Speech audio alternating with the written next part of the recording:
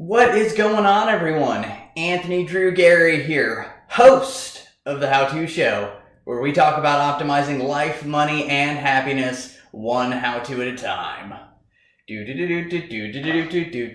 There's fewer editing steps in this video because I've got a teething baby at home, and next week we'll get back to the intro music, the outro music that you know and love. But this week I want to spend some time talking about how to harness what Facebook has done with their groups feature, and they've put a lot of effort into it to make it a lot better than it used to be. And so it's possible you've seen the commercial on TV recently where the kids are in their college classroom and they start playing Kazoos out of nowhere because they met one another in the Facebook group for all things people who play Kazoos.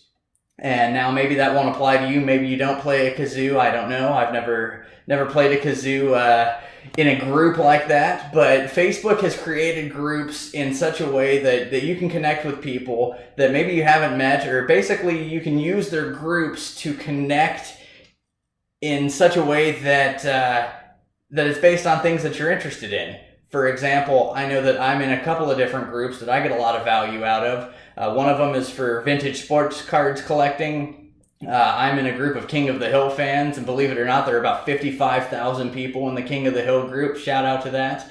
Let's see what else. I'm in a group that is for my neighborhood, things that are happening there. And there are a whole bunch of different buy-sell trade groups. And what these groups can start to do is they can start to take space in your Facebook feed that may have been, people that you're not thrilled to read about what they're doing, or news that you might not want to see, or things that are shared. And it starts to make your Facebook feed a lot more interesting relative to the things that you're interested in.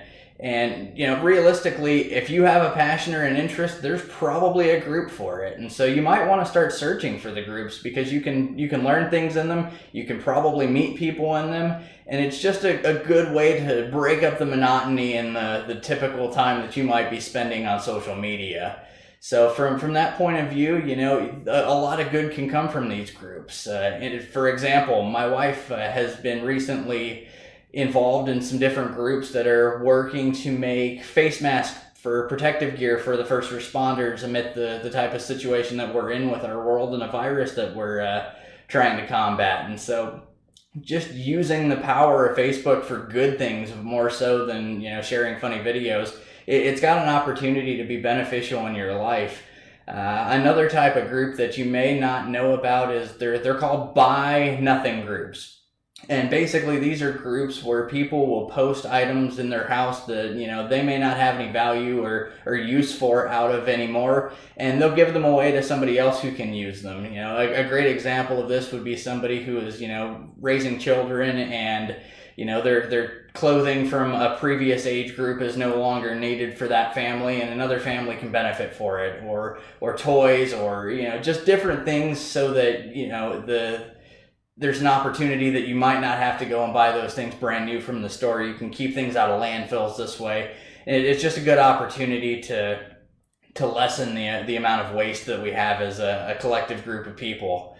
So when you're looking for these groups, some of them are public and some of them are private. And if the groups are private, you need to definitely check out the group rules, because you need to be following those. Most of them, if they're a high quality group, they have moderators, so you're not going to want to go in and start disobeying all of the different group rules.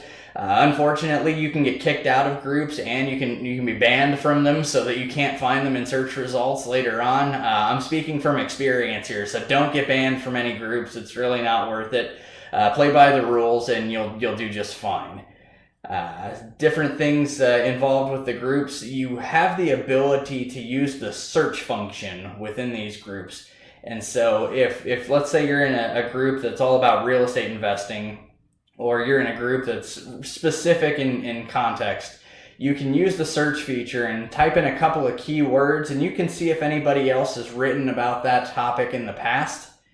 And you can start to read that thread. Maybe you can learn something from it, or maybe you can comment on it and already be connected to the different people that are talking about that same thing.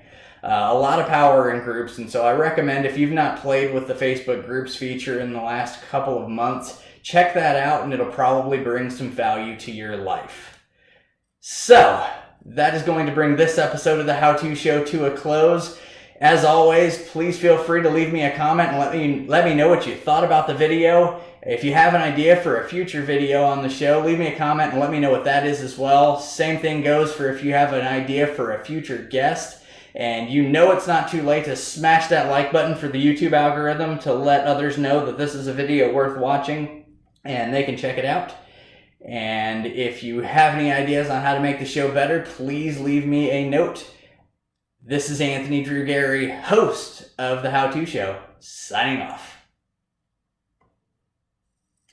This is where the outro music goes. Do do do do do do do do do do. Till next week, guys. Thanks.